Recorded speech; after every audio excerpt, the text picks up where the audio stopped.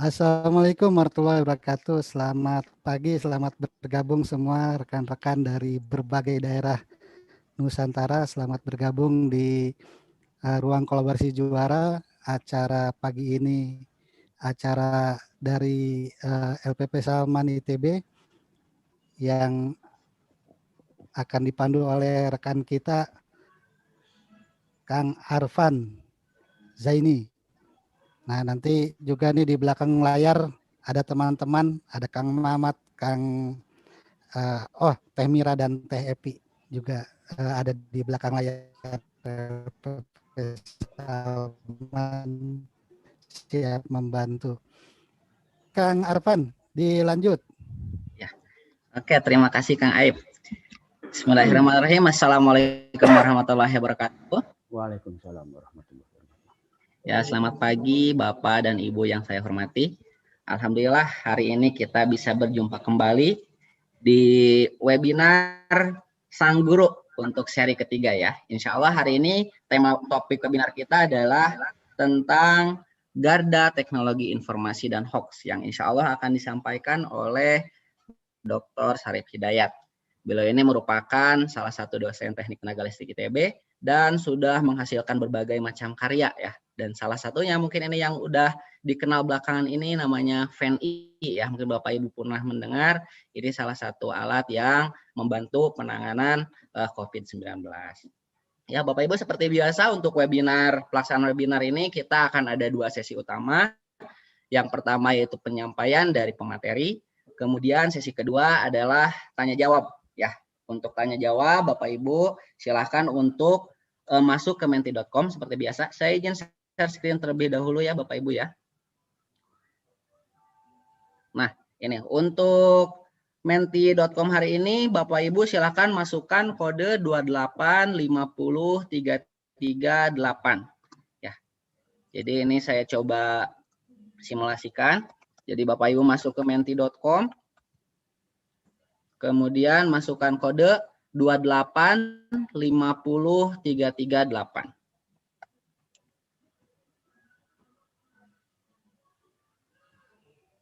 Oke, silahkan di sini tuliskan pertanyaan untuk pemateri. Misalnya ini dituliskan dulu nama, misalnya Arfan dari instansinya dari Salman misalnya ya. Kemudian silahkan dituliskan pertanyaannya.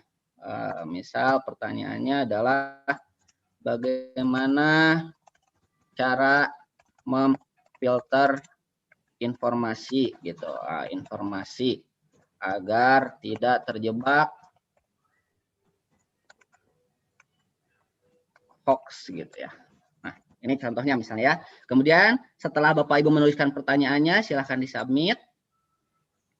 Nanti setelah disubmit, pertanyaan Bapak Ibu akan muncul di layar.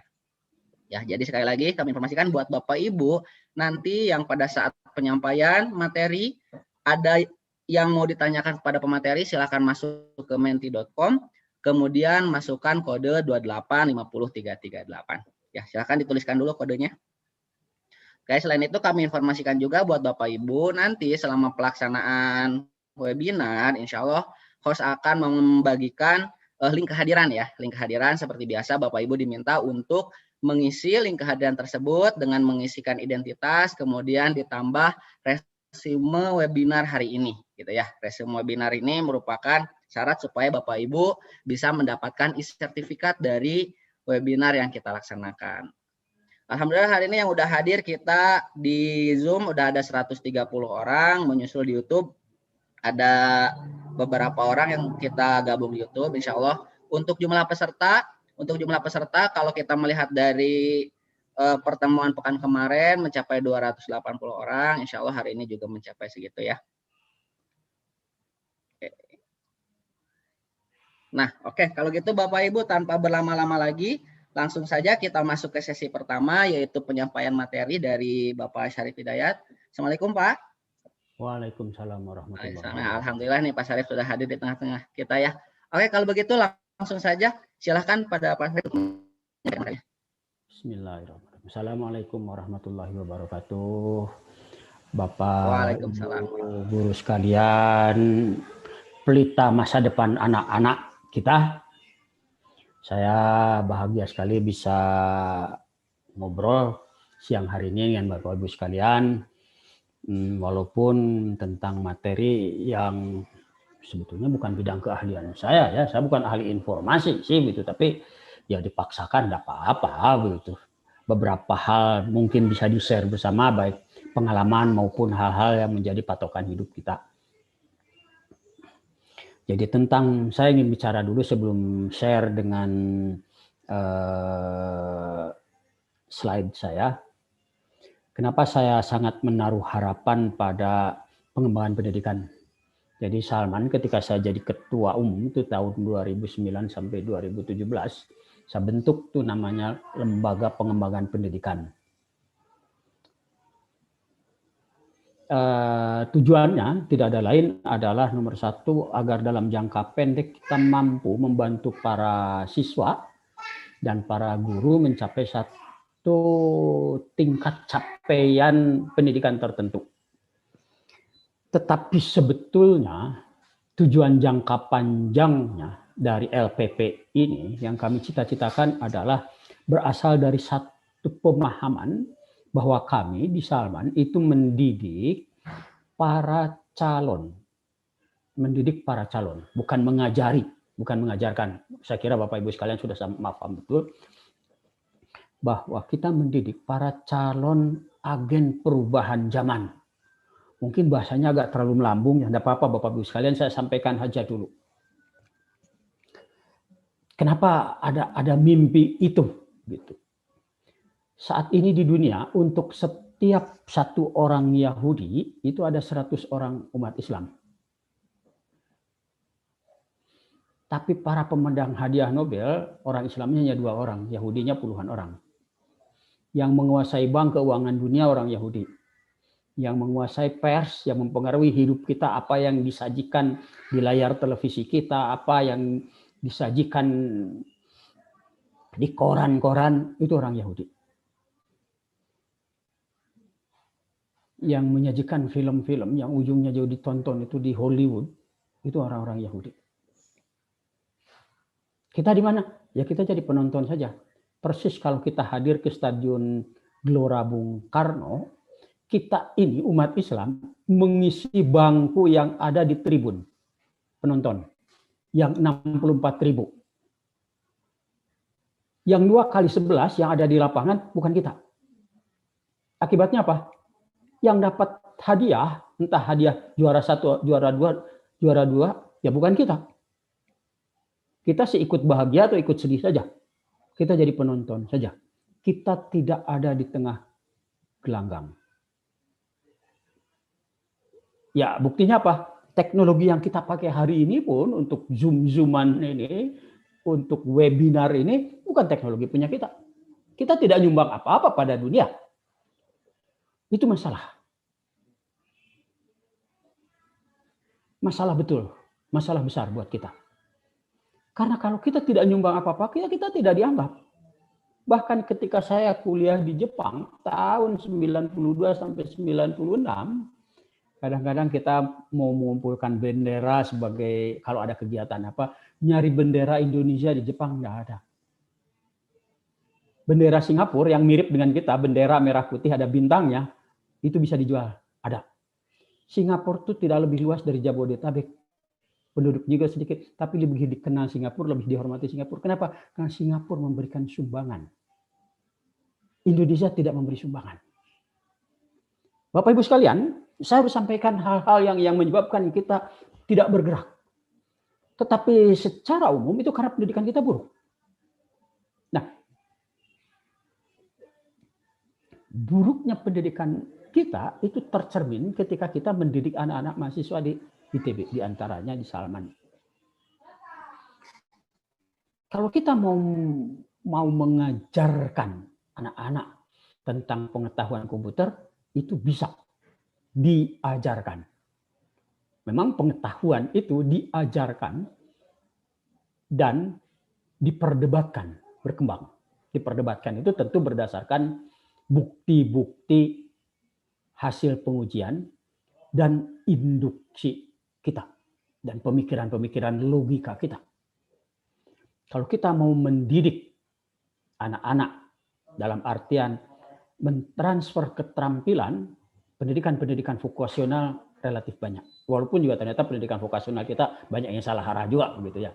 Sehingga tidak cocok antara yang dipelajari dan dilatihkan dengan tantangan dunia kerja sesungguhnya. Banyak kasus itu. Tetapi kalau kita bicara bagaimana orang punya daya tahan terhadap godaan duniawi sehingga tetap bisa berperan melayani sesama tanpa korupsi, itu tidak bisa diajarkan itu. Tidak bisa dilatihkan biarpun ada kurikulum anti korupsi, biarpun ada kurikulum Pancasila segala macam. Karena persoalan itu bukan domain kognitif maupun domain psikomotorik. Bahkan juga sebetulnya bukan domain yang secara klasik disebut sebagai afektif. Itu adalah nilai, itu adalah value. Yang sayangnya atau sekaligus bagusnya itu sebagian besar sebetulnya bukan tugas bahkan bapak-bapak dan ibu guru. Itu adalah tugas dari orang tua. Anak yang 18 tahun diasuh di dalam rumah tangga dan secara keliru oleh orang tuanya dititipkan pada gurunya tanpa orang tuanya mau peduli, dididik tentang kejujuran, tentang sikap kerja, sikap hidup dan sebagainya, itulah yang masuk ke ITB. Yang nggak gampang dirubah. Yang ternyata pinternya sih pinter, di atas rata-rata di seluruh Indonesia. Tetapi daya tahannya, tetapi sebutlah kreativitasnya, tetapi kemampuan beradaptasi sosialnya relatif rendah. Sehingga seperti gelas, tajam tapi rapuh. Itu masalah-masalah yang kita hadapi. Karenanya berdasarkan pemikiran-pemikiran tadi, kita berpendapat kita harus mempengaruhi sistem pendidikan dasar. Bagaimana kita bisa berinteraksi dengan Bapak Ibu sekalian, tapi juga sekaligus dengan orang tua nantinya. Bagaimana kita membesarkan anak-anak kita tidak hanya jadi pinter dan terampil, tetapi terutama nomor 1 berbudi, nomor 2 bisa bergaul. Barulah nanti berpengetahuan dan berketerampilan. Pada masa-masa yang akan datang, sudah diramalkan sejak beberapa tahun yang lalu bahwa beberapa jenis profesi itu akan hilang. Yang sekarang sudah jelas hilang adalah petugas loket tol, sudah tidak ada. Juru parkir pun nanti hilang. Teller yang melayani kita di bank pun akan hilang. Bahkan konon pekerjaan-pekerjaan seperti, kalau jurutik sudah jelas hilang ya, gitu ya. Penterjemah pun akan hilang. Pekerjaan seperti akuntansi dan penasihat hukum pun akan hilang. Karena itu semua bisa digantikan oleh komputer. Ya kalau gitu kita nggak kebagian kerja dong. Akan ada kerja baru. Kerja baru kita adalah memprogram komputer. Memperbaiki komputer. Tetapi ada yang bukan komplementer dan bahkan komputer tetap perlu. Yakni hal-hal yang berkenaan dengan yang disebut sebagai literasi kemanusiaan dan literasi informasi. Jadi kita harus mengarahkan anak-anak kita ke depan itu agar mereka jauh lebih canggih kemampuannya pada kemampuan berrelasi sama manusia dan juga bagaimana memperlakukan dirinya di tengah informasi. Bapak Ibu sekalian, itulah di antara yang menjadi concern kami ketika mengembangkan lembaga pengembangan pendidikan. Bukan sekedar ingin mencetak juara-juara zaman sekarang dengan paradigma sekarang, dengan ukuran-ukuran sekarang. Bahkan kita ingin agar Indonesia bisa nyalip Singapura, bisa nyalip Swedia, bisa nyalip negara-negara Skandinavia, Korea, dan sebagainya. Tapi itu tidak mungkin kalau kita tidak berani keluar jalur. Persis seperti orang mau nyalip truk, nggak mungkin kalau dia tetap di jalur truk. Agar bisa melampaui truk yang ada di depannya, yang kita yakin bahkan Amerika pun 4 tahun terakhir memperlihatkan gejala-gejala kelapukannya di dalam bernegara dan bermasyarakat, kita harus mampu melampaui mereka. Kita tidak mungkin melampaui mereka kalau kita tidak keluar jalur.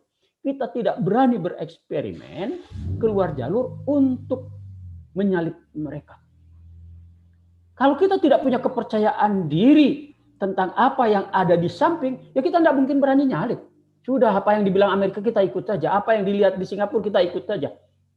Tidak akan pernah bangsa yang jadi pengekor dengan bangsa yang ditirunya bertemu, kecuali pada satu titik. Titik itu namanya titik kegagalan. Kita harus berani melampaui itu dengan cara mengembangkan pemikiran-pemikiran kita yang lebih mendasar tentang apa hakikat pendidikan yang kita yakin. Pak Umar saya kira minggu yang lalu bicara soal benchmarking pendidikan di dunia global. Kita harus mampu menyaring mana di antara mereka punya kegagalan sehingga kita mampu melihat apa yang mereka tidak mampu, kita mampu. Kalau jauh dari itu ya kita nyarip, kita terus-terusan disarip. Bahkan sekarang di bidang sumber daya manusia, mohon maaf dalam penilaian saya, beberapa hal kita sudah dilampaui oleh Vietnam. Jadi di ASEAN saja kita di belakang Singapura, di belakang Malaysia, di belakang Thailand, bahkan dalam beberapa hal kita sudah di belakang Vietnam. Bangsa yang paling besar ini balik lagi menjadi penonton saja, bukan jadi penentu lapangan. Saya berharap betul Bapak Ibu sekalian itu tergerak untuk tidak sekedar mengajar, tapi juga mendidik. Tidak sekedar mengejar prestasi-prestasi menurut ukuran saat ini, tetapi kita bersama-sama bisa keluar dari lingkaran setan yang sama sekali, buat saya sama sekali tidak memuaskan sistem pendidikan nasional ini. Dengan sebuah hal yang lebih bernas, begitu ya. Nah, berkenaan dengan tantangan hidup di zaman digital ini, saya mohon dapat diizinkan untuk men-share presentasi saya yang sangat normatif sebetulnya kalau bahannya, tetapi pengisiannya, pengalaman hidup saya menjalani hidup yang lebih kurang saya kira seumur lah dengan Bapak Ibu sekalian ya, umur 50-an begitu. Ada yang lebih muda dari saya, ada yang lebih tua saya kira ya. Tidak apa-apa lah, kita share saja begitu. Bagaimana saya menjalani hidup begitu untuk bisa tetap produktif di zaman abad informasi yang buat saya luar biasa. Anak-anak kita dihadapkan pada tantangan yang bukan sekedar belum pernah ada sebelumnya, tetapi luar biasa. Begini, luar biasanya. Zaman anak-anak saya masih remaja, sekarang anak-anak saya sudah dewasa semua, sudah nikah, sudah punya cucu saya. Saya khawatir dengan anak-anak saya kalau ditinggalkan di rumah. Karena apa? Kalau ditinggalkan di rumah mungkin nonton TV. TV tidak bisa saya kontrol. Sekarang Bapak Ibu sekalian, Bapak Ibu sudah lewat untuk mengkhawatirkan anak ditinggalkan di rumah nonton TV. TV udah nggak ada apa-apanya dibandingkan dengan gadget. Memang kita mau memelototin anak 24 jam dengan apa yang dilihat di gadgetnya. Zaman TV, zaman koran, itu masih ada namanya kebijakan redaksional. Walaupun sering ditegur oleh pemerintah lewat KPI, lewat Menteri Penerangan, dan sebagainya. Itu pun masih mengkhawatirkan. Dengan isinya yang sampah mulu begitu ya, yang tidak mendidik. Sekarang lebih berat lagi. Jangankan anak-anak, kita pun gagap. Yang ditangkap polisi baik karena alasan-alasan politis ataupun hal-hal yang sifatnya lain, itu bukan anak-anak, itu orang-orang dewasa, bahkan orang-orang terdidik dalam hal tertentu. Dan kita sering merah kuping mendengarkan orang bicara, yang ngomong itu pun juga bukan orang tidak terdidik, orang-orang terdidik juga dalam batas tertentu. Tetapi mengapa kita terjebak di dalam masalah-masalah seperti sekarang ini? Saya tidak ingin Bapak Ibu sekalian kemudian menjadi mengharamkan media sosial sebagainya, karena saya memperoleh banyak manfaat, termasuk yang tadi disebutkan oleh Kang Arpan, bahwa kita berhasil membuat ventilator jumlahnya 1.000 unit dengan dana dari masyarakat 12,5 miliar, tidak 1 rupiah pun dana pemerintah. Saya oleh dirjen, 4 dirjen saya tolak untuk bikin proposal, karena buat saya tidak ada gunanya. Pemerintah cuma basa-basi aja dananya. Selalu tanya proposal, formalitas, nanti laporan keuangan, gitu aja bolak-balik. Kahayanglah. Tidak ada political will. Saya nekat mengumpulkan dana masyarakat sampai 12,5 miliar untuk membuat ventilator itu. Itu hanya mungkin di zaman abad digital ini. Tidak mungkin saya bisa bekerja tanpa memanfaatkan platform digital. Tapi masalahnya bagaimana kita memperoleh manfaat dari digital, bukan hanya manfaat untuk urusan perut, ya, tapi untuk berbuat baik pada sesama dan terhindar dari hal-hal yang buruk. Nah, itulah tantangan kita yang sangat berat. Dan Bapak Ibu sekalian, saya berharap betul menjadi tameng untuk anak didik kita dengan menyediakan seperangkat patokan dasar dalam hidup, tidak menjadi filter, tapi menyediakan buat mereka landasan-landasan sehingga anak didik kita mempunyai filternya sendiri. Karena yang memfilter itu sekarang diri kita masing-masing. Tidak ada filter yang lain. Anak-anak kita di-expose, anak-anak kita dipapar dengan informasi yang banyak sekali yang berkualitas, banyak sekali yang bagus, tapi banyak juga yang tidak bagus. Tantangannya adalah bagaimana kita memilih di antara yang tidak bagus-bagus itu yang bagusnya. Sehingga anak-anak kita justru jadi juara dengan berlayar di samudra digital ini. Dan bukan sebaliknya tenggelam terbawa arus. Itu tantangan yang tidak mudah. Saya berharap betul bahwa pada pagi hari ini saya bisa share dengan Bapak-Ibu sekalian tentang apa kira-kira yang menjadi patokan kita. Sekali lagi, slide share saya betul-betul hanya normatif. Bukan cuma normatif, bahkan itu bukan kata-kata manusia, begitu ya. Tetapi bagaimanapun harus menjadi pedoman kita. Bagaimana menghidupkan nilai dasar yang diberikan oleh agama kita untuk menjadi real pedoman hidup kita. Baiklah, saya mulai share screen saya.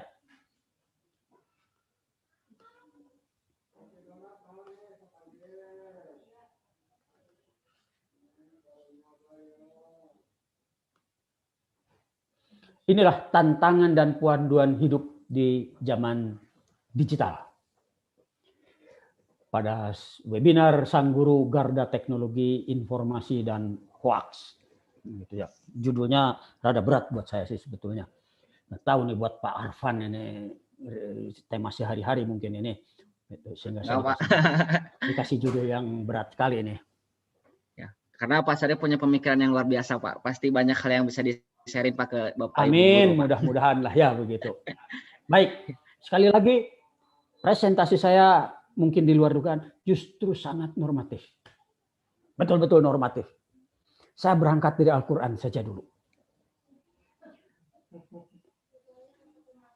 Bahwa Allah mengatakan di ujung ayat ini, niscaya Allah akan mengangkat orang-orang yang beriman dan di antara kamu dan orang-orang yang berilmu beberapa derajat. Dan Allah Maha teliti apa yang kamu kerjakan. Bapak Ibu sekalian, kenapa Amerika dapat presiden butut seperti sekarang? Seperti yang baru lewat. Dan kenapa kita sampai sekarang lukanya belum sembuh juga dengan polaritas cebong kampret. Gitu ya. Itu tidak lain, itu adalah ekses dari apa yang disebut dengan demokrasi dikawinkan dengan abad digital. Saya ingin menyampaikan pada Bapak Ibu sekalian bahwa pembukaan Undang-Undang Dasar kita mengatakan bahwa salah satu pilar atau dasar negara kita itu adalah hikmat kebijaksanaan di dalam permusyawaratan dan perwakilan. Kita menyebut secara gross, secara besar sebagai demokrasi, di mana kekuasaan dipegang oleh oleh masyarakat, bukan ditentukan oleh aristokrat. Jadi aristokrasi tidak ditentukan oleh para agamawan sehingga menjadi teokrasi, tidak ditentukan oleh para merit sehingga jadi meritokrasi, tapi demokrasi. Kita menerjemahkan itu. Tetapi saya harus mengatakan pada Bapak Ibu sekalian, kata-kata demokrasi itu tidak ada di dalam pembukaan Undang-Undang Dasar 45. Mari kita periksa kembali. Bangsa ini sudah sangat, dalam pandangan saya, sudah sangat hati-hati merumuskannya. Bahwa urusan-urusan kebangsaan diputuskan dengan cara musyawarah dalam hikmah kebijaksanaan dan permusyawaratan dan perwakilan. Sayangnya, dalam pandangan saya, dalam tata kehidupan bernegara, kita pernah mengalami ayunan bandul yang luar biasa di zaman Orde Baru. Diperkosa oleh Soeharto, tapi bangsa kita sayangnya kekurangan orang yang bijak. Sehingga ketika membalik, dibalikkan habis. Dari ujung kiri ke ujung kanan. Dipangkas semua. Sehingga bahkan presiden pun dipilih secara langsung. Mungkin bagus menurut ukuran tertentu. Tapi mari kita lihat, Bapak Ibu sekalian. Bapak Ibu, orang yang berilmu itu beda dengan yang tidak berilmu. Dan Allah mengatakan, bila persoalan diserahkan bukan pada ahlinya, fangtaziris sa'ah. Tunggulah saat kehancurannya. Beberapa waktu yang lalu, tahun yang lalu, saya harus memilih pemimpin saya di tempat saya yang namanya Kabupaten Bandung Barat. Apa yang harus saya lakukan? Tidak bisa apa-apa. Karena saya tidak tahu siapa orangnya yang mau dipilih. Saya yakin Bapak Ibu pun sebagian besar tidak tahu siapa bupati yang harus Bapak Ibu pilih. Siapa anggota senat yang harus Bapak Ibu pilih. Bagaimana latar belakangnya, siapa gerangan. Pokoknya terkenal pilih. Mau Bapak Ibu sekalian dipimpin oleh orang yang terkenal tanpa Ibu tahu? Tidak mau. Daripada saya memilih orang tanpa saya tahu, lebih bagus saya bertanya pada orang yang mewakili saya, siapa orang ini gerangan. Marilah kita tidak hanyut di dalam euforia yang disebut demokrasi serupa ini. Apalagi presiden. Siapa di belakangnya? Tidak tahu. Pokoknya milih. Apalagi kemudian kita digasak dengan isu-isu primordial, digasak dengan isu yang menggiring segala macam. Nggak usah jauh-jauh, Bu. Gubernur atau presiden. Bupati saja saya tidak tahu. Merem saja. Saya tanya kiri kanan juga tidak ada yang tahu. Memang sayangnya di zaman Soeharto dulu itu diperkosa. Oh, mohon maaf ya kalau COVID anggota DPR duluan karena mereka yang mewakili kita. Kalau kekayaan juga anggota DPR yang kaya karena mereka mewakili kita, mereka mewakili rakyat menikmati kekayaan. Ya diplesetkan menjadi seperti itu sehingga kita marah. Elit-elit kita yang lain marah. Dibalikkanlah itu. Jangan pilih langsung saja. Ada resiko yang sangat besar. Mata serupa itu langsung terjadi di Amerika. Semula saya memaafkan situasi kenegaraan di negara kita karena kita masih muda. Baru 70-an 5 tahun kita berbangsa. Amerika itu pada tahun 1800-an masih mengalami perang saudara. Berdarah-darah habis sehingga menjadi trauma sangat besar bagi bangsa Amerika yang disebut perang sipil. Ternyata pemikiran saya dijungkir balikan oleh Trump. Semula saya mengira bangsa Amerika sudah matang berdemokrasi. Ternyata mereka sama blow-on-nya dengan bangsa kita. Dipertontonkan dengan cara yang sangat banal oleh Presiden Amerika sendiri. Mereka atas ketidakpuasan pemimpinnya dipilih kemudian menyerbu Kapitol. Bubar asumsi saya bahwa makin lama kita berdemokrasi akan makin dewasa. Dipimpin oleh hikmah kebijaksanaan dalam permusyawaratan perwakilan. Itu adalah satu hal yang kita harus mengerti. Karena Allah sudah mengatakan bahwa orang yang berilmu dengan yang tidak berilmu itu beda. Kalau kita, mohon Bapak Ibu sekalian, bepergian keluar kota berombongan, nyetir mobil, bermobil maksud saya, kebetulan supirnya muntah-muntah masuk angin. Siapa yang akan dipilih sebagai penggantinya? Pasti yang kita tanya siapa yang bisa nyetir yang paling bagus. Kalau ternyata karena kita pilih dengan mata gelap, pokoknya dipilih aja gitu ya, mana yang paling disukai, kemudian disuruh jadi supir, ternyata ugal-ugalan, pasti kita turunkan itu. Jadi biarpun dipilih dengan cara demokrasi, tetap urusan merit sistemnya itu ada. Kita juga akan mendengar orang yang pernah kenal dengan yang akan dipilih. Dia punya pengetahuan. Nah, kita sebagai panduan, marilah tidak terjebak di dalam hal ini.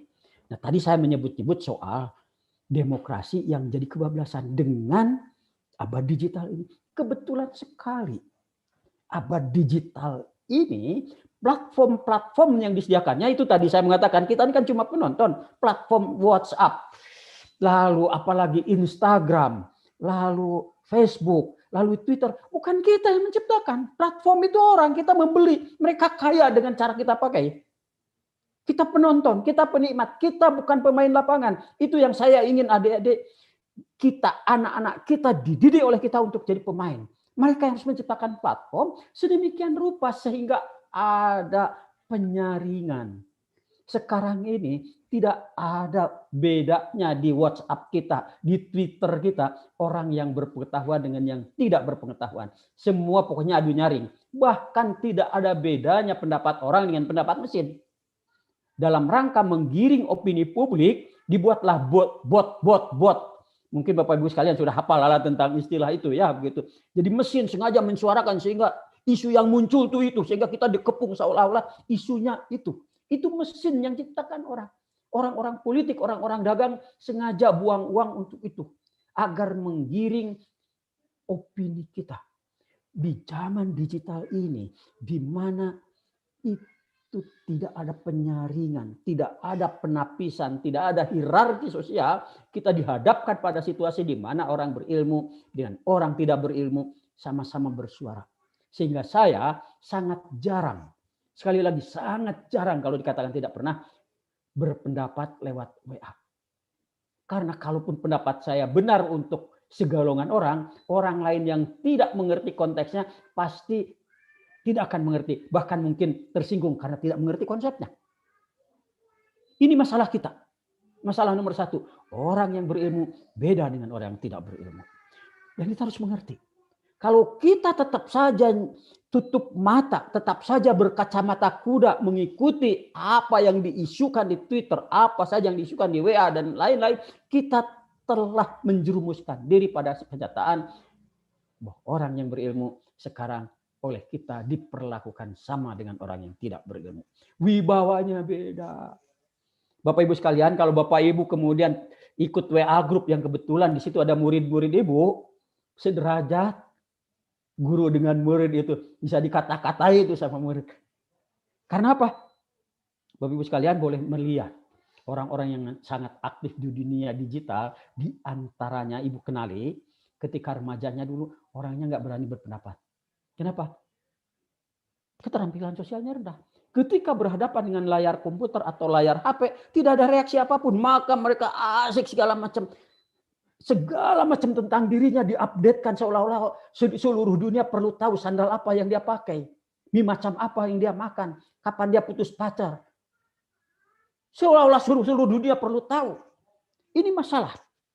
Orang-orang semacam ini memperoleh peluang untuk memaksakan diri kita menerima informasi yang tidak kita perlukan. Nomor 2, panduan kita dari Al-Quran lagi Al-Hujurat ayat 6. Ya ayyuhalladzina amanu injakum fasikum binaba'in fatabayyanu. Hai orang-orang beriman, jika datang kepadamu orang fasik membawa berita, maka periksalah, fatabayyanu, verifikasi. Jangan begitu diomongkan langsung dianggap benar, kemudian di forward dari WA sebelah, blong. Ingat, ketika kita men-forward, sebetulnya kita bertanggung jawab atas penyebarluasan informasi itu. Kata sebelah, kata orang begini, kemudian kita langsung bereaksi gitu, tanpa verifikasi. Kita harus mengembangkan.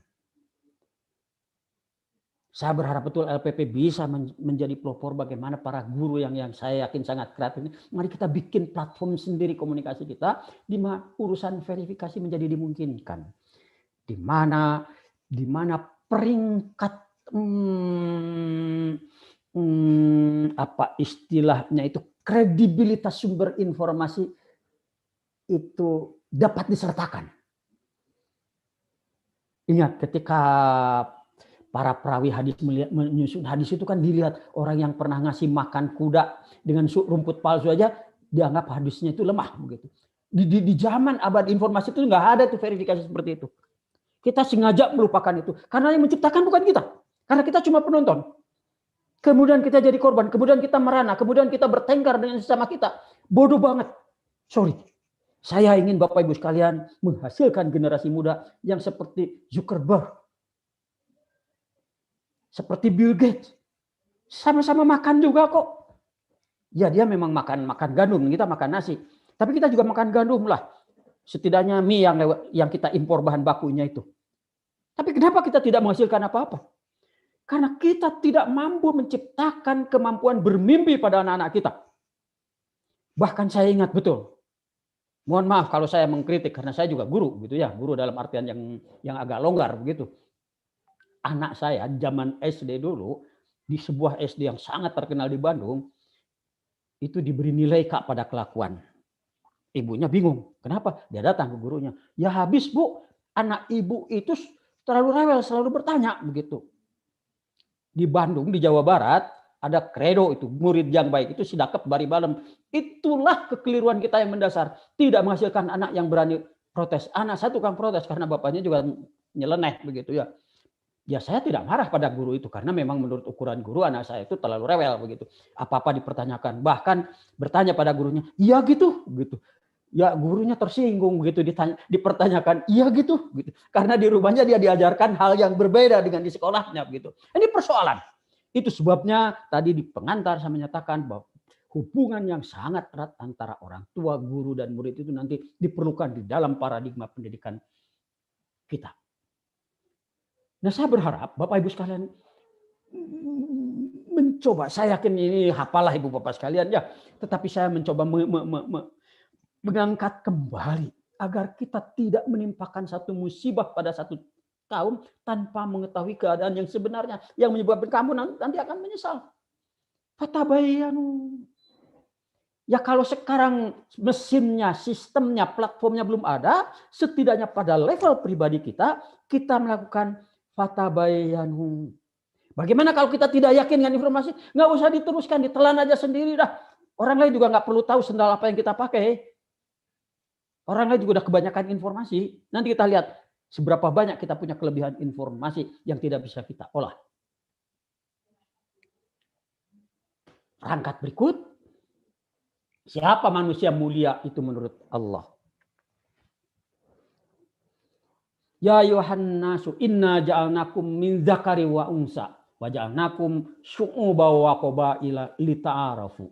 Inna akramakum indallahi atqakum. Indallahi alimun khabir. Hai manusia, sesungguhnya kami menciptakan kholakokum, menciptakan, bukan menjadikan, menciptakan kalian dari laki-laki dan perempuan, wa ja'alnakum dan menjadikan itu bukan dari barang yang tidak ada jadi ada, tetapi dari satu keadaan menjadi fungsi yang spesifik, syu'uba wa qabaila. Syu'uba itu kira-kira kalau terjemahan bahasa Indonesianya bangsa, kumpulan dari kabilah. Arab itu syu'ub. Kabilahnya ada Bani Hasyim, ada Bani apa saja begitu. Di kita mungkin suku-suku ada Sunda, ada Jawa, ada Melayu, ada Bugis, ada Minang, ada macam-macam. Bangsanya yang mendiami satu kawasan dan mau tidak mau berinteraksi bersama.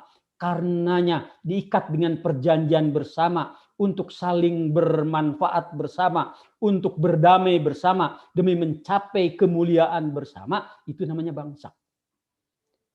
Beda-beda memang.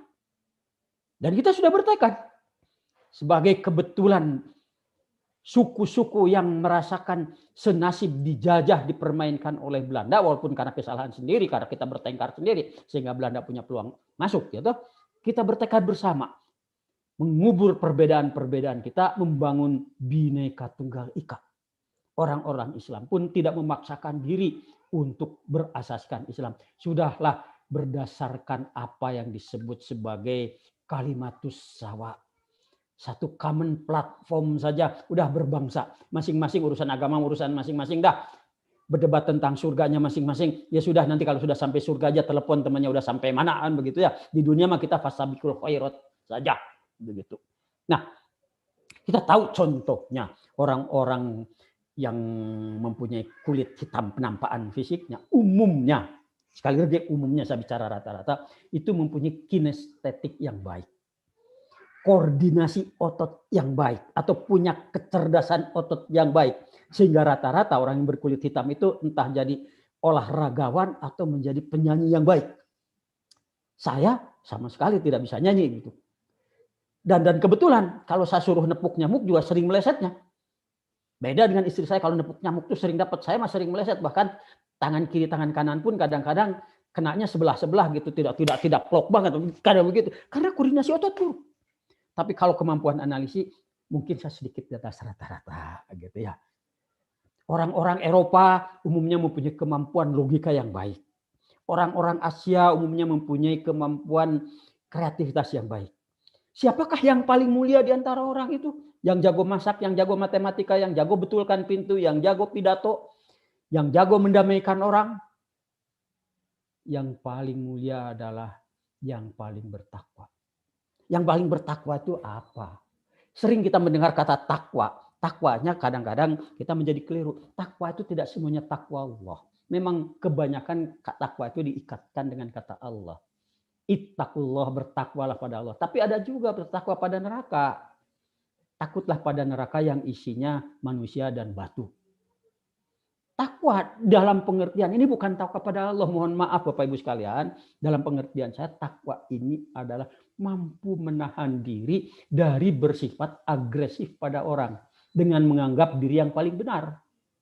Karena ini satu benang merah dengan pernyataan Allah yang lain yang mengatakan, wa ta'awanu 'alal birri wat taqwa wa la ta'awanu 'alal ismi wal udwan.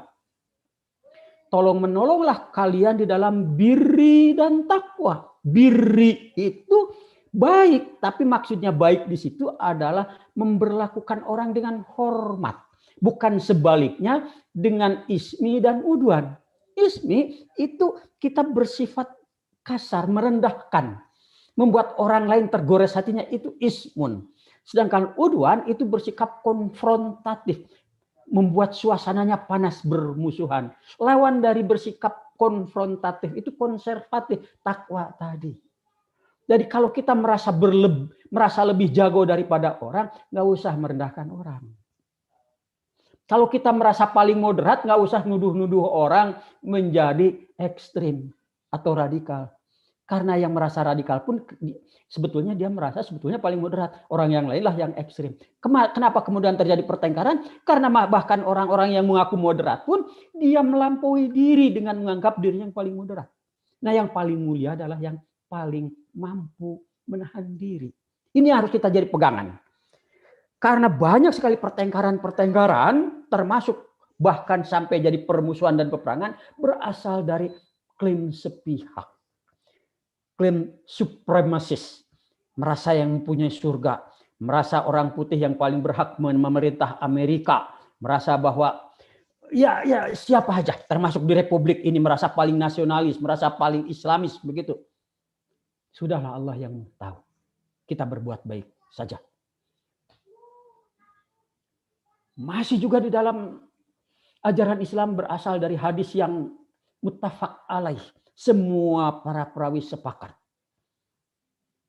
Mutawatir lah istilah yang lainnya begitu ya. Barang siapa beriman pada Allah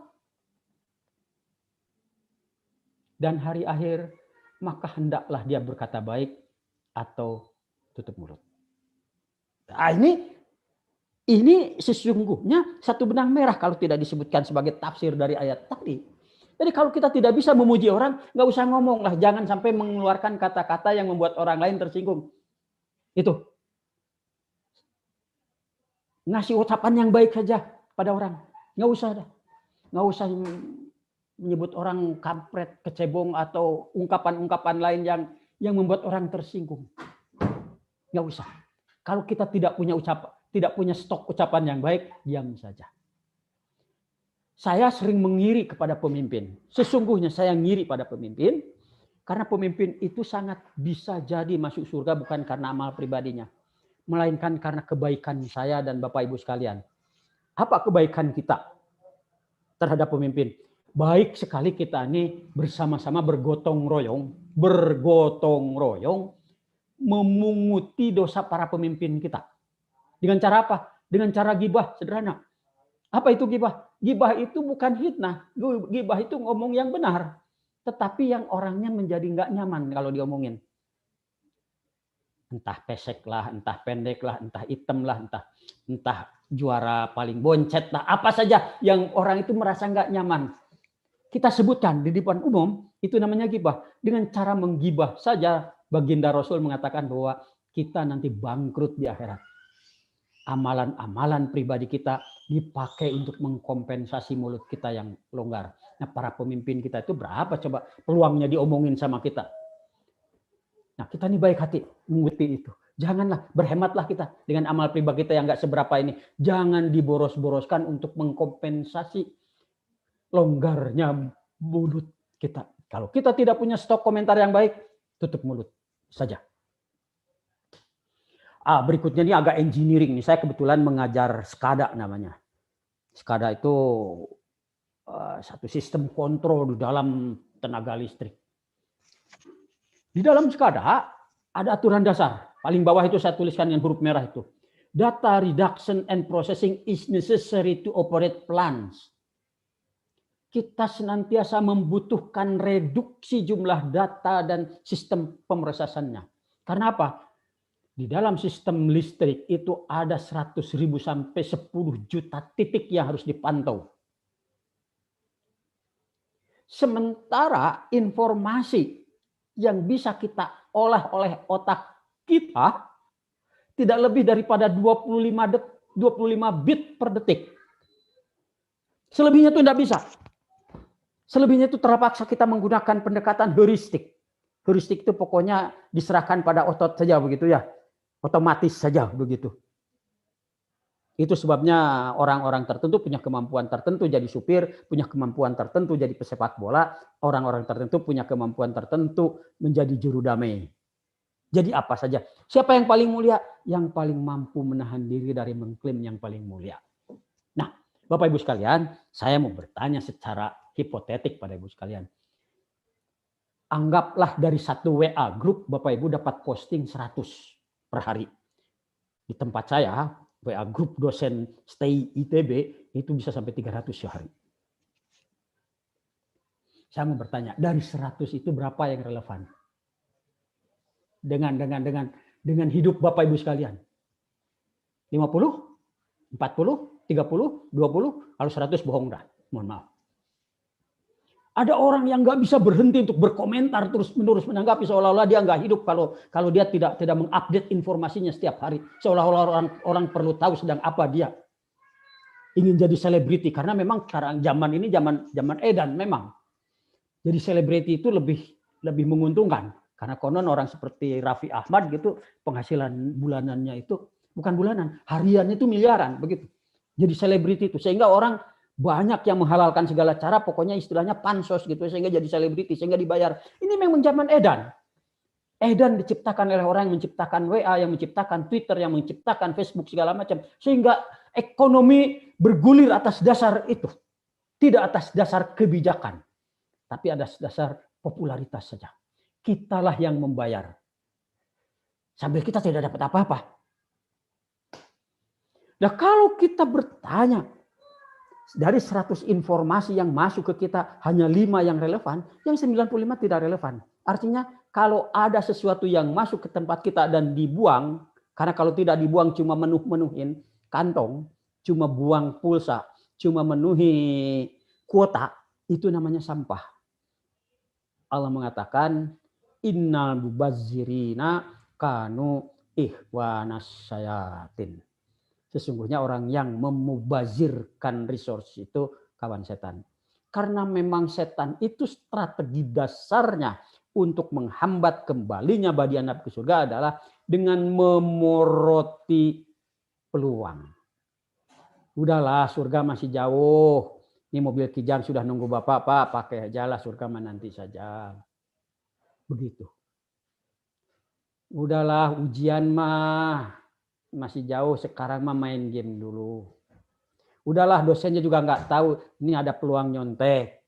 Itu setan kerjanya, memubazirkan resources kita, termasuk resources kita dengan uang yang dipakai buat pulsa untuk bayar para pengembang platform informasi. Bapak Ibu sekalian, saya dalam menjalani hidup saya sangat intens menggali informasi dari internet. Sangat intens. Dalam beberapa tahun terakhir ini kebetulan pola ritme hidup saya sudah berubah. Sekitar jam 7:30 habis itu udah nggak kuat, udah ngantuk. Bangun lagi jam biasanya tengah malam begitu. Macam tadi baru tidur lagi 3:30. Kebetulan subuh 4:30 ya begitu. Tidur dulu sejam lah. Malam itu saya biasanya searching. Memang kadang-kadang saya baca berita sih. Walaupun berita itu tidak sepenuhnya saya percaya, saya hanya melihat tren berita aja apa gitu. Tapi selebihnya saya menggali informasi. Saya menggali informasi apapun yang bermanfaat bagi saya di dalam mengembangkan kapasitas diri saya memberikan layanan. Karena saya mengaku insinyur, biasanya saya menggali informasi-informasi tentang barang-barang yang bisa mewujudkan mimpi saya bikin barang. Saya kebetulan hari-hari ini sedang membuat robot untuk bisa bekerja mengambil barang dari dasar laut. Lebih spesifiknya saya ingin membantu BPPT mengambil alat deteksi tsunami meter yang terletak di lepas pantai Siberut yang sekarang tidak berfungsi pada kedalaman 800 meter. Tidak ada lain, saya harus menciptakan robotnya. Kalau beli miliaran, ya saya miskin. Bangsa kita juga miskin. Jangan beli mulu, bikin. Saya sedang bikin itu. Tapi berbarengan dengan itu datang lagi kawan datang pada saya. Pak Sarif, ini barang ini impor semua Pak. Bapak bisa bikin nggak? Insya Allah bisa. Apa yang sedang informasinya sedang saya kumpulkan beberapa hari terakhir ini. Saya ingin membuat apa yang disebut dengan hyperbaric chamber. Ruangan untuk dekompresi. Memberikan tekanan udara dan oksigen di atas atmosfer kepada pasien yang ya banyak pasien yang disembuhkan dengan itu. Dan itu semua beli. Bangsa kita beli mulu. Fans, bukan pembuat. Bapak Ibu sekalian, saya sangat ingin Bapak Ibu sekalian menjadi agen yang menghantarkan anak-anak didik kita berani bermimpi besar dan berani bertaruh untuk mengejar mimpi-mimpi besar itu. Bapak Ibu sekalian, saya cukupkan sekian dulu sharing saya, mudah-mudahan cukup memprovokasi Bapak Ibu sekalian. Billahi fisabilil haq. Assalamualaikum warahmatullahi wabarakatuh. Waalaikumsalam warahmatullahi wabarakatuh. Ya, terima kasih kepada Pak Sarif yang sudah berbagi bersama kita semuanya ya.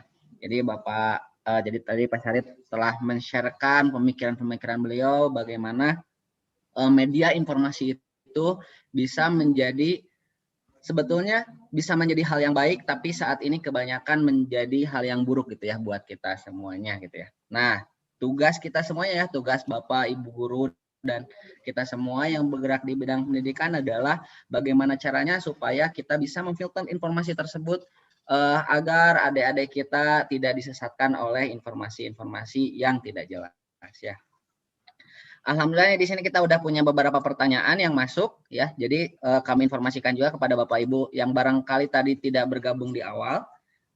Untuk pertanyaan silahkan Bapak Ibu masuk ke menti.com, kemudian masukkan kode 2850338. Ya, sekali lagi untuk pertanyaan kepada pemateri silahkan Bapak Ibu cek menti.com, kemudian masukkan kodenya 2850338. Nanti akan muncul kotak, silahkan Ibu tuliskan, Bapak Ibu tuliskan nama, kemudian asal instansinya, terus dituliskan pertanyaannya.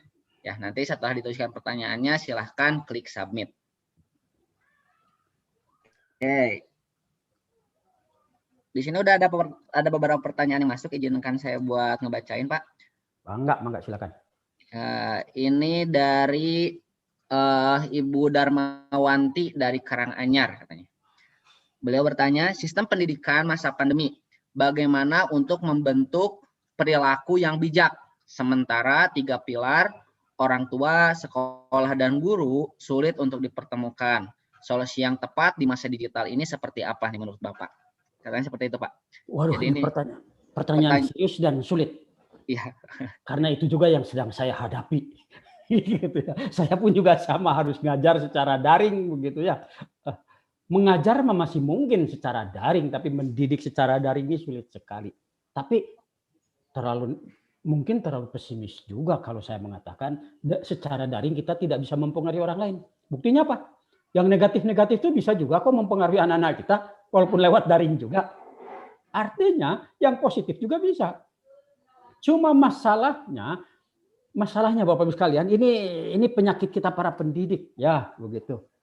Saya mau bertanya pada Bapak Ibu sekalian secara hipotetik ya, karena sulit jawabannya juga untuk dinyatakan langsung.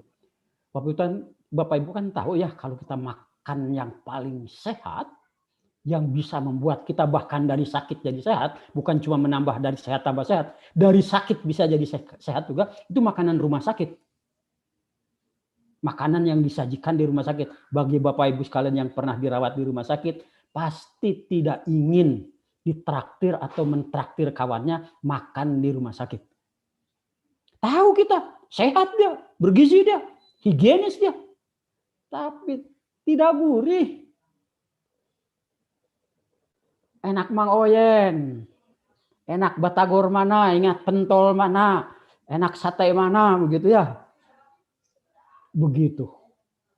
Kita terjebak untuk hanya menyajikan sisi gizinya, tapi kurang pandai meramunya. Sejujurnya itu tantangan kita bersama, termasuk tantangan saya juga.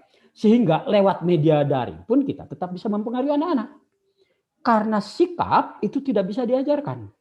Sikap tidak bisa dilatihkan. Sikap hanya bisa ditularkan. Dan ditularkan itu ada unsur yang menopangnya sehingga lewat daring pun bisa masuk, yakni keteladanan. Keteladanan itu nomor satu pangkalnya dari keunggulan. Mohon maaf kalau menyebut seperti Raffi Ahmad lagi baliknya. Dia unggul, kelihatan dia kaya, gagah juga. Itu mempengaruhi somehow. Nah, kelebihan kita apa sehingga anak-anak mau meniru kita gitu. Itu yang harus menonjol. Memang itu tantangan jadi guru itu ya itu. Itu masalahnya. Jadi biarpun lewat daring tidak bertemu langsung, tapi dengan tambahan latar belakang informasi ditambah faktor yang disebut dengan edifikasi. Edifikasi itu ngomong-ngomong Bapak Ibu sekalian, itu yang tadi diperintahkan oleh Allah. Wa ta'awanu 'alal birri tadi, itu edifikasi. Caranya bagaimana? Ini dia edifikasi. Bapak Ibu sekalian, caranya memang tidak bisa langsung. Orang nggak bisa mengiklankan diri sendiri. Nggak bisa. Kita harus berkawan. Bapak A harus memuji Bapak B. Atau Ibu C. Sehingga orang mempunyai kepastian ketika berhadapan dengan Bapak B atau Ibu C, anak didik kita sudah dapat referensi dari Bapak A bahwa Bapak B dan atau Ibu C tadi mempunyai kredibilitas. Yang itu nggak bisa dengan mengiklankan diri, saya orang jujur loh, begitu. Nggak bisa itu. Sebaliknya nanti Ibu C dan Bapak B akan memberikan referensi yang baik tentang Bapak A. Itu disebut edifikasi. Itu yang disebut wa ta'awanu 'alal birri. Sehingga menciptakan satu sistem informasi yang saling menopang untuk membentuk trust. Itu di antara cara kita membentuk apa yang disebut sebagai komunitas yang saling menunjuk. Itu pada sisi dosen-dosen sangat sulit. Beda dengan di pesantren. Kalau di pesantren itu relatif lebih mudah. Di pesantren itu biasa kita mendengar bahwa Kiai A mengatakan memberikan pujian pada Kiai B, dia adalah guru saya. Walaupun dia lebih muda sebetulnya yang Kiai B itu begitu ya begitu. Dalam rangka mengangkat derajatnya. Tapi kalau dosen-dosen terutama yang nanti ada kaitan proyek itu kadang-kadang saling menjatuhkan, itu bahaya ya, itu rusak. Bapak Ibu jangan niru aspek itunya ya begitu. Jadi biarpun kita lewat daring, kita harus membentuk full of trust bahwa guru ini memang kredibel. Ya tentu yang bersangkutan harus memperlihatkan kredibilitasnya, bukan dengan meniup-niup diri, apalagi sampai menginjak temannya yang lain. Tidak, dia memang harus kredibel tentu saja. Tetapi bahkan terhadap yang kurang kredibel pun diupayakan untuk tidak menjatuhkannya, sehingga adik-adik kita, anak-anak kita tidak kehilangan kepercayaan. Itu diantara yang dapat kita tempuh. Tentu saja bagaimana kita menjual diri dalam tanda petik, bagaimana kita menampilkan diri sehingga kita menjadi kredibel, itu satu aspek. Saya misalnya sebagai dosen di bidang ketenaga listrikan, kalau saya cuma baca buku, ya murid-murid saya nggak akan percaya saya, Bu, Bapak. Saya bisa mengatakan bahwa kita bisa, karena saya memberikan contoh. Mohon maaf, enggak apa-apa lah. Kalau saya dagang diri ya sekarang. Saya punya paten 15 sekarang. Enggak banyak di Indonesia yang punya paten. Kalau yang nulis mah banyak. Yang punya paten enggak banyak. Saya punya hak cipta 4. Ketika saya bicara kalian bisa bikin murbaut, saya bisa memberikan contoh bahwa saya bisa. Lebih dari murbaut pun saya bisa begitu.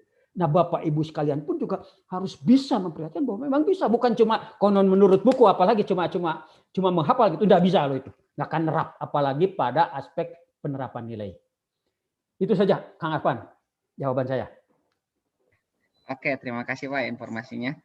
Jadi ini juga sejalan dengan apa yang ditanyakan oleh Bapak Ahmad Nasruddin ya. Jadi ini tentang langkah praktis untuk menghadapi dampak pembelajaran daring yang menyentuh ranah kognitif saja. Jadi tadi Pak Syarif menyampaikan bahwa hal yang paling utama yang harus kita lakukan adalah terkait keteladanan gitu, dan tentu ini merupakan PR bagi Bapak Ibu guru semua ya. Jadi salah satu hal yang bisa dilakukan adalah dengan proses namanya edifikasi gitu ya.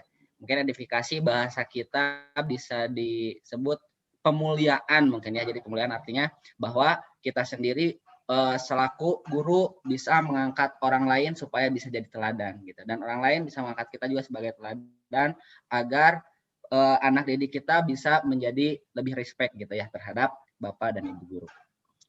Oke, kemudian ini ada pertanyaan lain, ini juga sama, mungkin kita bacakan pertanyaannya yang serupa ya, kita ini aja ya. Jadi maksudnya misalnya kayak ini ada pertanyaan dari Ibu Siti Muhajir dan ini tidak menuliskan namanya. Jadi ini Pak terkait tentang informasi hoax katanya Pak. Jadi bagaimana caranya supaya apakah bagaimana cara menyediakan landasan bagi anak agar mereka dapat memfilter informasi sejak dini gitu Pak. Mungkin ini diminta langkah praktisnya dan konsepnya gitu, konsep pemikirannya seperti apa. Baik, yang tadi kita bahas itu sebetulnya itu adalah filter pribadi kita semua. Itu yang harus kita share ke anak-anak kita. Bahwa tidak semua informasi itu perlu ditanggapi. Tidak semua informasi perlu dilanjutkan. Bahkan kita juga tidak perlu setiap saat mengupdate status kita. Udah banjir informasi dah. Dengan tidak menyebarluaskan informasi pada orang lain saja, kita sudah mencegah kemungkinan menyebarluaskan hoax. Tetapi terutama untuk kawan-kawan yang kebetulan punya hobi, punya passion di dalam pengembangan platform IT, saya mengajak, marilah kita aktif di dalam gerakan anti hoax. Baik dengan menyediakan informasi-informasi pembanding, selalu menyisir, dengan memberikan bintang. Atau sebaliknya kalau bukan bintang, mungkin lawannya dari bintang begitu ya. Jadi kalau orang ini kredibel, beri bintang 4. Kurang kredibel mungkin bintang 3, tidak kredibel bintang 1. Kelihatan tukang bohong itu lawan dari bintang apa ya begitu ya. Lumpur 1 begitu ya. Isinya bohong melulu, kerjanya mengadu domba, itu lumpur 4 mungkin. Jadi kita memberikan itu ketika anak kita ingin tahu apakah orang ini kredibel atau tidak, dia bisa mengacu pada sumber itu. Saya mengajak mereka yang punya kemampuan mendevelop platform, mari kita bikin itu di antaranya sehingga anak-anak kita juga punya tambahan sumber untuk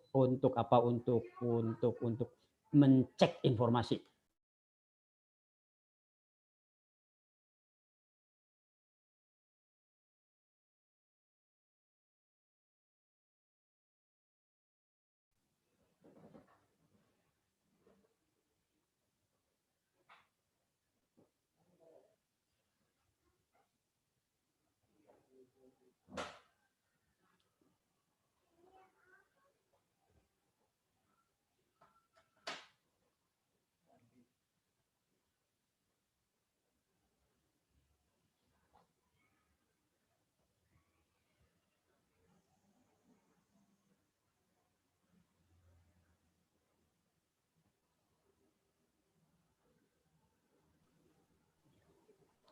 Udah Arfad, itu tuh jawaban saya tadi. Oh ya, oke. Mohon maaf Pak, barusan ada gangguan sinyal kayaknya di sininya. Oke, terima kasih Pak atas jawabannya. Sebelum kita lanjutkan ke pertanyaan berikutnya, mungkin ini Bapak Ibu yang mau bertanya langsung udah mengajukan tangan. Ini izinkan saya buat menginformasikan terlebih dahulu. Untuk saat ini jumlah peserta yang hadir udah ada 240-an orang. Jadi buat Bapak Ibu ini dipersilakan untuk mengisi daftar hadir terlebih dahulu. Ini saya share screen untuk link kehadirannya. Jadi untuk link kehadiran pada webinar hari ini, silakan Bapak Ibu isi bit.ly/dh sangguru 300121. Ya, ini untuk linknya saya ya udah di copy di chat ya. Silakan Bapak Ibu akses bit.ly/dh sangguru 300121. Di sana nanti silakan Bapak Ibu masukkan data, nama, asal instansi dan lain sebagainya, serta di bagian akhir ada resume yang harus Bapak Ibu isi terkait dengan materi hari ini gitu ya. Untuk link kehadiran insya Allah dibuka sampai 11:30. Jadi buat Bapak Ibu silakan isi. Mungkin barangkali nanti Bapak Ibu mau mengisi setelah acara ini berakhir juga masih bisa karena masih ada waktu sampai 11:30. Selain itu kami informasikan juga Bapak Ibu untuk serial webinar Sang Guru berikutnya untuk bulan Februari sama insya Allah kita akan ada 3 topik utama, yaitu tentang pendidikan dan empati yang akan disampaikan oleh Dr. Andes Budiana Kartawijaya yang merupakan Ketua Bina Yayasan Odesa, anggota tim eksplorasi pembangunan Jabar. Kemudian dari Dr. Yusi Riksa Yustiana tentang pendidikan dan psikologi anak. Beliau merupakan dosen prodi psikologi pendidikan dan bimbingan, juga Ketua Badan BKPK UPI ya. Selain itu untuk tanggal berikutnya tanggal 27 Februari akan ada serial webinar ketiga dari Dr. Jaja Ahmad Sarjana tentang pendidikan dan teknologi. Beliau merupakan Chief Learning Officer dari Datacast Leverage Indonesia gitu ya. Jadi buat Bapak Ibu yang nanti tertarik buat ikut serial webinar oleh LPP Salman ITB yang bekerja sama dengan Ruang Kolaborasi Juara, silakan mendaftarkan diri di bit.ly/dftr Sang Guru Februari Sang Guru Feb ya. Insya Allah nanti untuk poster dan linknya akan kami sharekan di grup ya. Jadi Bapak Ibu nanti setelah acara ini berakhir nanti di grup akan kami informasikan terkait e-sertifikat yang akan diterbitkan untuk serial webinar yang saat ini ya, karena ini udah serial yang terakhir dari termin pertama ya untuk bulan Januari. Setelah kita mendengarkan 3 topik pembicara, yang pertama di serial pertama kita mendengarkan pembicara dari Prof. Hermawan, kemudian di serial kedua mendapatkan pencerahan tentang benchmark pendidikan dari Profesor Mapoji, dan yang ketiga ini adalah serial terakhir di bulan Januari terkait dengan garda teknologi informasi dan hoax gitu ya. Oke, ini saya stop share ya. Jadi buat Bapak Ibu silahkan nanti ditulis dulu aja ininya Bapak Ibu ya untuk linknya, atau Bapak Ibu mungkin bisa akses di YouTube untuk melihat kembali link kehadiran hari ini. Kita lanjutkan kembali Pak untuk pertanyaan berikutnya. Ini dari berikutnya adalah sebentar, ini saya coba filter dulu beberapa pertanyaan yang sama. Oh ini tapi ini tidak ada ininya ya, tidak ada identitasnya. Ini pertanyaannya ini Pak tentang langkah praktis untuk menstimulus anak didik supaya bisa lebih maju dan mempunyai rasa percaya diri untuk bisa menyalip dalam hal pendidikan. Sementara pendidikan di masa pandemi ini malah menjadikan anak didik kurang kreatif gitu Pak. Jadi ini mungkin dari penanya meminta saran ininya Pak, langkah praktis tentang cara menstimulus gitu ya supaya lebih maju dan mempunyai rasa percaya diri. Sejujurnya tidak tahu persisnya, tapi saya mencoba di dalam kasus saya mengajar, tetapi mungkin memang ini memerlukan bandwidth yang agak lebar ya begitu ya. Nah, ini urusan praktis begitu. Saya sangat menghindari mengajar dengan merekam. Karena mengajari merekam ya sama dengan mengajari anak-anak mereka. Anak-anak juga membuka laptop atau membuka HP kemudian tidur begitu ya. Yang penting dibuka lah, sudah masuk begitu, daftar hadirnya ada. Sudah semua bicara soal sahun, semua bicara soal formalisme. Begitu. Saya bahkan mewajibkan sebelum zaman pandemi pun, kalau saya mengajar di depan kelas, saya wajibkan anak-anak itu buka internet. Karena saya di dalam pandangan saya, fungsi guru sudah bergeser dari sumber informasi primer menjadi pemandu perjalanan menjelajah pengetahuan. Jadi saya biasanya silaturahmi mana bentuknya gitu. Jadi mereka itu harus aktif. Itu sebelum zaman pandemi, gitu ya. Jadi bagi saya, guru memang harus sudah mulai menempatkan diri bukan sebagai sumber informasi primer, tapi sebagai pemandu perjalanan menjelajah pengetahuan. Dalam pandangan saya begitu. Tentu nanti masing-masing mempunyai tingkat apa ya istilahnya, tingkat kedalaman sendiri-sendiri, pemanduannya di mana. Nomor 2, saya memaksa mereka berinteraksi dengan saya. Jadi saya ketika mengajar daring begini, justru mewajibkan anak-anak yang kebetulan tidak noisy di belakangnya untuk buka mic. Untuk buka mic, biasanya saya. Tidak diizinkan anak-anak nggak buka mic. Kalau menutup kamera masih oke lah gitu untuk menghemat pulsa gitu. Tapi mic wajib dibuka buat saya. Jadi saya akan selalu bertanya secara interaktif. Saya bahkan minta pada anak-anak saya, pada murid saya, untuk bertanya. Kalau saya lemparkan waktu session untuk bertanya, tidak ada yang bertanya, saya akan pilih secara acak. Kalau tidak punya pertanyaan, itu saya marahin itu. Ya marahinnya dengan cara diberikan nilai negatif. Karena anak itu bahkan tidak aktif untuk bertanya pun. Jadi terpaksa anak-anak itu menyiapkan pertanyaan. Begitu. Tapi memang sejujurnya itu harus jadi interaktif.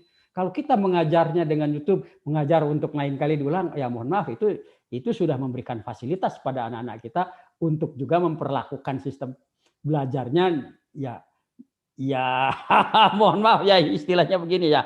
Saya kepada murid-murid saya mengatakan, sering nih saya mengatakan pada murid-murid saya, nanti kalau kamu lulus dari ITB ya, bilang. Kan lulusan ITB itu diberi kalung gajah. Kalau S1 itu kalung perunggu, S2 itu kalung perak, S3 itu kalung emas. Jadi ketika wisuda itu diberi kalung gitu, sebagai tanda lulus itu oleh rektor itu, gitu ya. Saya bilang pada murid-murid saya, pada zaman sebelum pandemi, nanti kalau kamu lulus, jangan lupa ya itu kalung kamu itu selempangkan di komputer kamu ya. Kenapa? Karena bahan pelajaran saya kirim PDF-nya, ditampung di komputernya bertambah informasinya, tapi tidak dibaca kan umumnya oleh. Nah, yang pintar itu komputer kamu, bukan kamu. Jadi yang berhak dapat gelar sarjana teknik itu komputer kamu tuh begitu. Jangan lupa ya, saya bilang begitu. Saya sering menyindir anak-anak begitu. Nah, kalau kita mohon maaf ya, mengajar dengan YouTube, lumayan lah sekian kali ngajar, kemudian kita kemudian bisa masak, bisa sambil ngurus yang lain murid. Ya kita sebetulnya sedang menyerahkan masa depan anak-anak kita pada mekanisme itu. Itu saya sangat menghindari. Saya tidak mengatakan ibu-ibu jangan, saya sangat menghindari. Itu aja, Kang Arfan.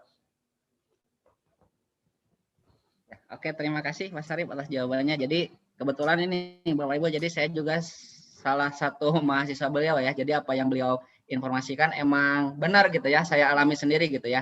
Jadi emang terkait bagaimana cara menstimulus gitu ya. Jadi beliau ini salah satu triknya adalah selalu memberikan informasi awal terlebih dahulu gitu ya, untuk kita gali lebih dalam, dan pada akhirnya biasanya memberi kita semacam project gitu ya, supaya kita bisa berkarya gitu. Nah mungkin barangkali dari Bapak Ibu juga itu bisa diimplementasikan dalam proses pengajaran kepada anak didiknya ya.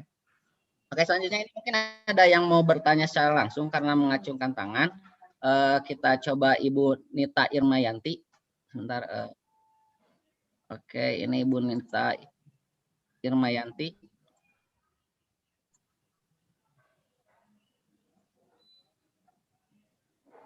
Atau Ibu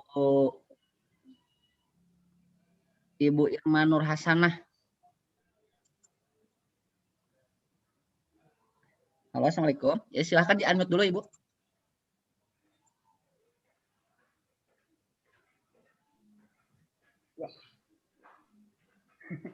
Ya, silahkan Ibu Irma.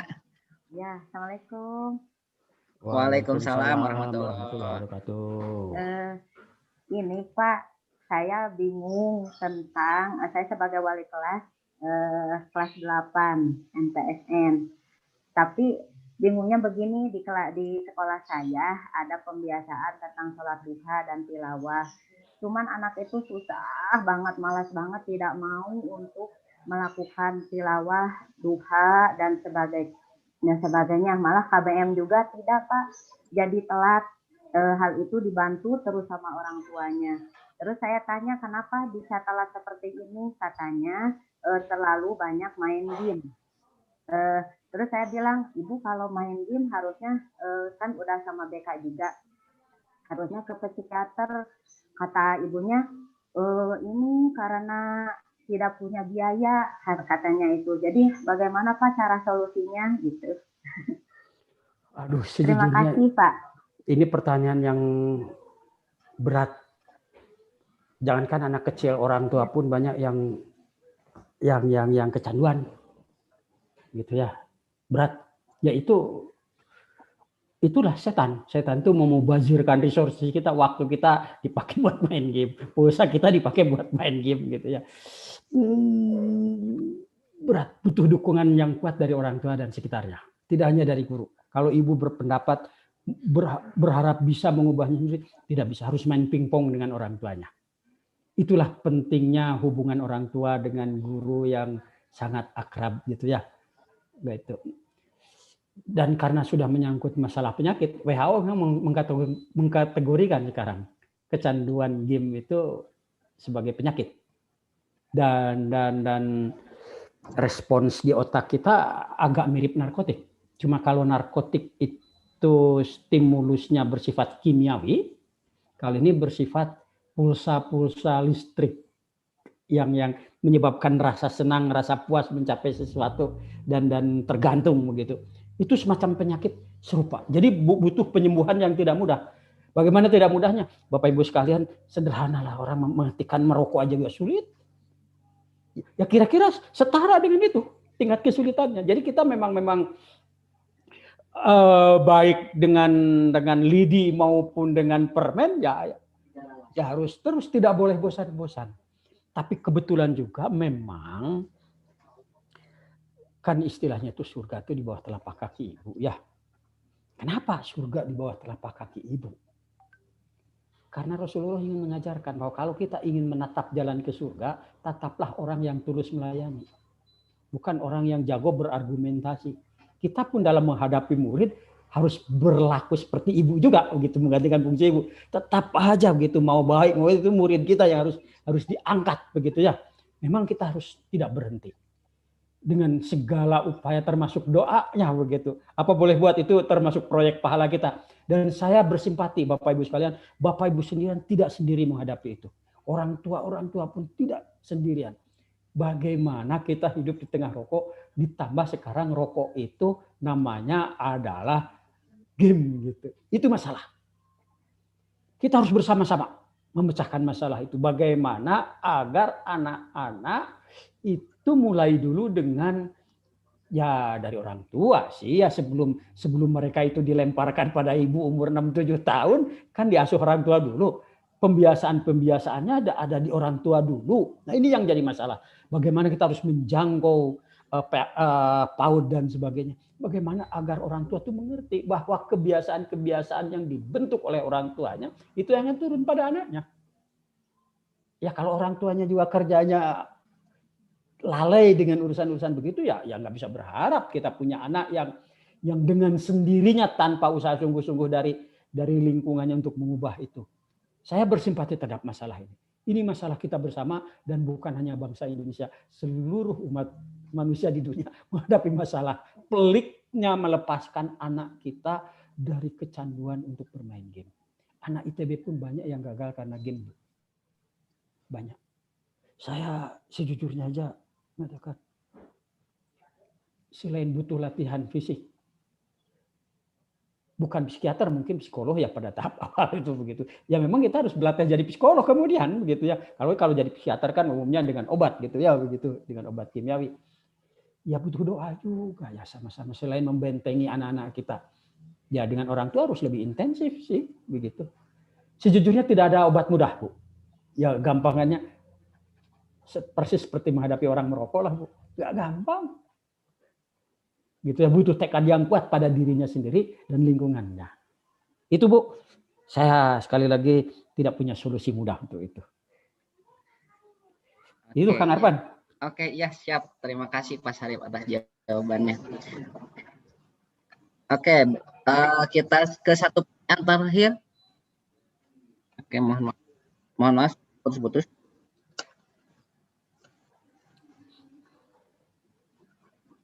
Oke, barangkali di antara Bapak Ibu yang mau bertanya langsung, silakan. Ada itu. Oke, karena tidak ada saya Ibu Hani, ada Ibu Hani itu. Ibu Hanik Supriyanti Supriyani. Oh, Ibu Hanik Supriyani ya. Oke.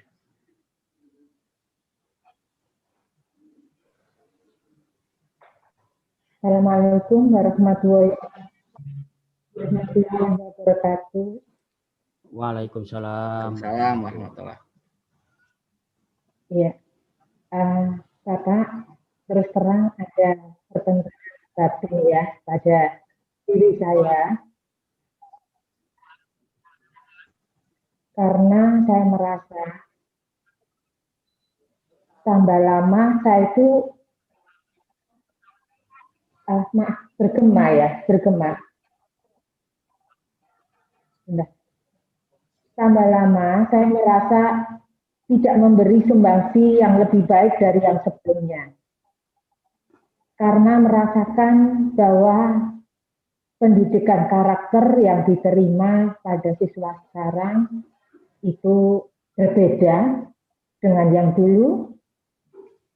Dan pendidikan karakter tidak maksimal, ilmu pengetahuan pun juga kurang maksimal. Karena ada aturan-aturan yang sudah ditentukan, di mana sumber kesalahan yang pertama adalah biasanya ditujukan kepada guru. Padahal kita saling keterkaitan dengan orang tua, siswa, orang tua, dan guru. Untuk mengatasi beban mental ini ya Pak, karena pertanggungjawabannya kepada Tuhan itu yang kita terima gaji, tetapi kita tidak bisa bekerja yang lebih baik. Terima kasih. Bagaimana untuk mengatasinya seperti itu? Ibu, apa yang Ibu sampaikan itu persis seperti yang jadi concern kami juga. Jadi Masjid Salman itu saya memberikan arahan, tidak boleh punya sekolah sendiri. Karena Salman kalau punya sekolah sendiri akan sibuk dengan urusan-urusan tetek bengek persekolahan yang kompleks juga. Maksimum berapa sih yang bisa kita urus, saya bilang. Gitu ya. Sebutlah seperti Al-Azhar yang besar itu kira-kira punya 100-an lebih sekolah. Ya cuma sebegitu yang bisa diurus. Begitu. Salman harus mampu menjangkau, memuliakan proses pendidikan lewat pemuliaan guru, pemuliaan anak, dan pemuliaan orang tua untuk seluruh Indonesia. Begitu. Jadi kami menempuh jalan yang berbeda, bukan dengan mendirikan sekolah sendiri yang kemudian mohon maaf juga kadang-kadang itu terjebak dengan istilahnya saya menyebutnya borjuasi pendidikan, sehingga ujungnya sama aja begitu, cuma beda, cuma kebetulan sekolahnya sekolah kita begitu ya. Nah saya ingin kita berjuang pada tataran yang berbeda, Bapak Ibu sekalian. Jadi ketika kita bicara soal pendidikan, saya punya pendapat bahwa manusia yang unggul itu adalah nomor satu manusia yang berbudi. Itu yang pemerintah tidak eksplisit sebutkan. Termasuk rincian ke bawahnya. Itu tugas pemerintah, tanggung jawab pemerintah sebetulnya. Jadi tataran sistem pendidikan. Nomor 2, anak itu harus bergaul. Nomor 3, harus berilmu. Nomor 4, harus berketerampilan. Sayangnya, saya tidak tahu para perumus pendidikan ini bagaimana. Kok Bahkan di ITB pun contohnya mojok pada satu kemampuan yang disebut dengan kemampuan akademis saja. Yang itu ukurannya adalah intelektualitas. Lucunya, bahkan mengajar bahasa pun tidak dianggap berbahasa itu sebagai keterampilan, tapi sebagai pengetahuan bahasa. Sehingga kami di ITB sering mengalami masalah. Anak-anak merumuskan kalimat saja tidak bisa. Karena keterampilan berbahasa pun tidak ada. Karena mungkin terlalu banyak dijejali dengan hafalan-hafalan. Karena dianggap bahwa pendidikan yang bagus itu yang begitu. Bahkan celakanya lagi ketika kita bicara soal pendidikan karakter, seolah pendidikan karakter itu dipenuhi dengan kurikulum. Pendidikan karakter tidak bisa dengan kurikulum, mohon maaf, Bu. Bahkan di ITB pun terjebak dalam pandangan saya dengan membuka mata kuliah anti korupsi.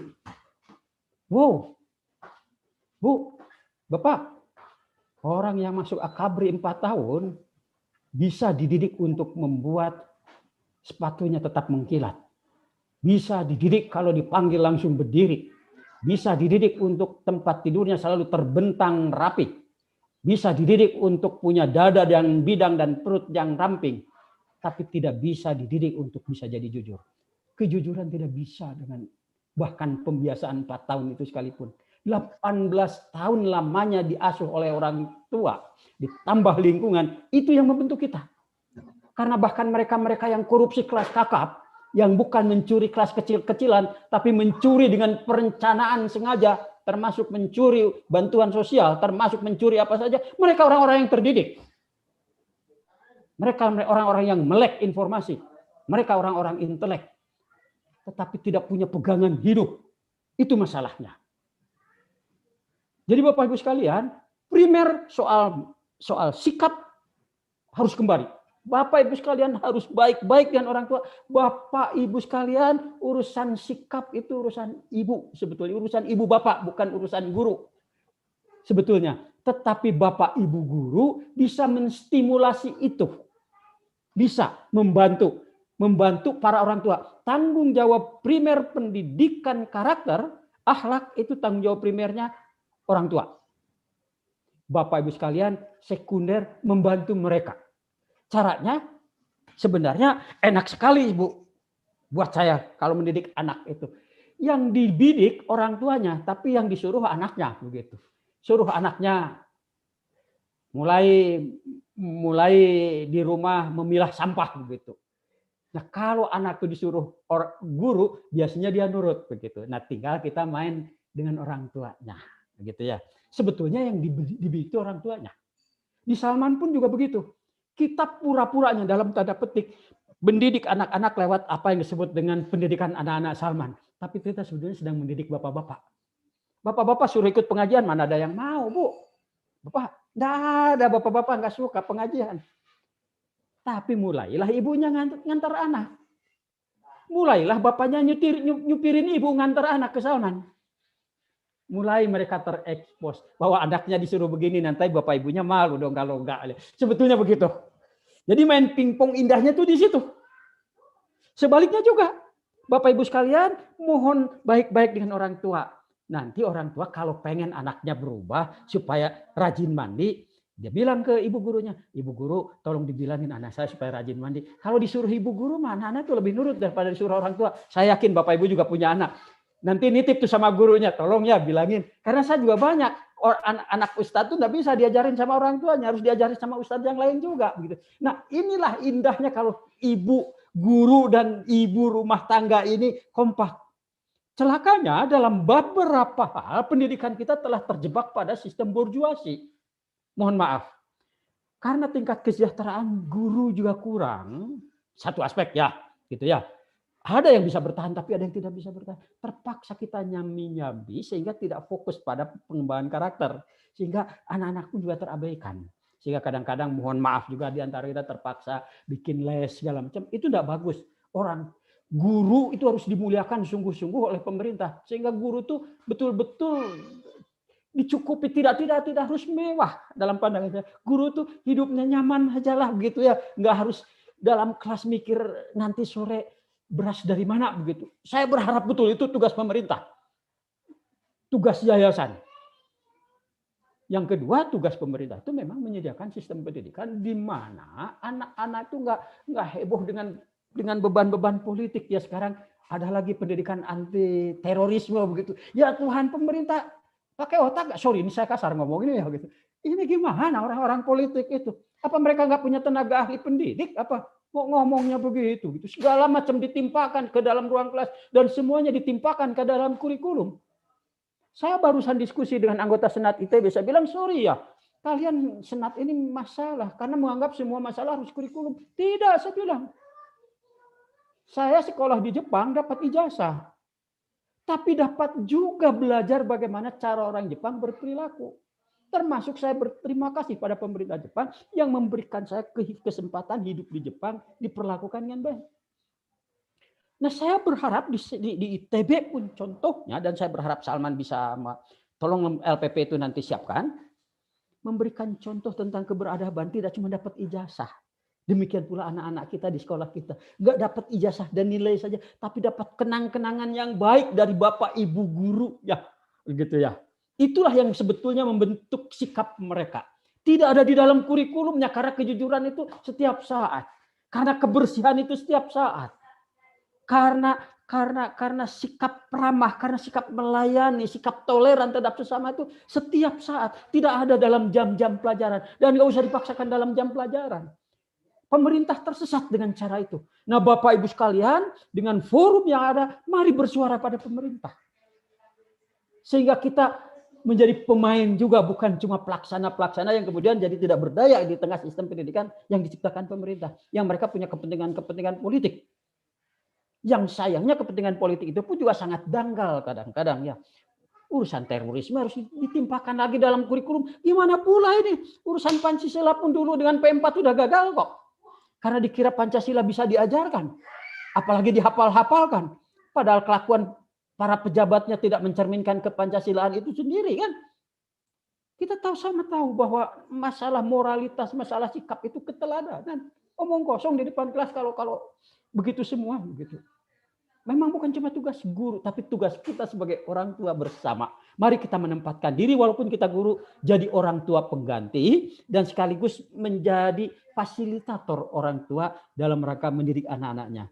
Memang di sini dibutuhkan ya bargaining yang kuat dari ibu bapak guru ya berhadapan dengan orang tua. Ada kalanya orang-orang tua yang tidak terdidik bahkan menghardik gurunya karena anaknya dinilai jelek atau apapun begitu ya. Ya itu masalah itu. Yang begitu orang tuanya harus diponten negatif itu. Gitu. Anaknya keluarkan aja. Kalau saya tidak ragu, Bu. Orang tua yang mencampuri secara tidak benar urusan bagaimana anak dididik, keluarkan kalau saya. Biar orang tua itu tahu bagaimana ngurus anak itu susah begitu. Kalau saya tidak ada toleransi untuk orang tua yang begitu. Kita sepakat dengan kepala sekolah, orang tua yang mencampuri proses pendidikan di kelas, usir. Silakan didik sendiri saja begitu. Supaya ada wibawa. Guru pada satu aspek dalam hubungan antar manusianya dihargai. Kalau kesejahteraan memang tugas kita untuk memperjuangkannya pada pemerintah, ya Pak boleh buat ini ya. Masih jauh rupanya ya. Terima kasih, mohon maaf soal ini. Itu, Ibu. Ya. Oke, terima kasih Pak Sarip atas jawabannya. Oke, Bapak Ibu, berhubung waktu sudah menunjukkan pukul 10:30, mungkin dari Pak Sarip silakan ada closing statement yang mau disampaikan buat Bapak Ibu guru semuanya, Pak.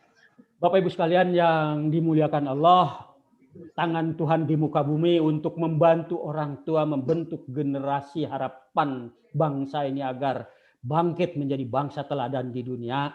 Saya berdoa penuh. Saya berharap juga bahwa Bapak Ibu sekalian dapat menunaikan tugas ini dengan sebaik-baiknya. Di tengah segala kekurangan, baik kekurangan fasilitas maupun kekurangan arahan pendidikan, marilah kita tidak lupa bahwa di tangan kita ada harapan masa depan.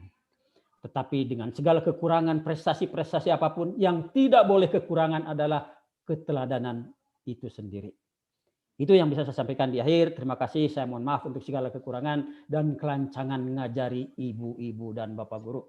Billahi fi sibalil haq. Assalamualaikum warahmatullahi wabarakatuh.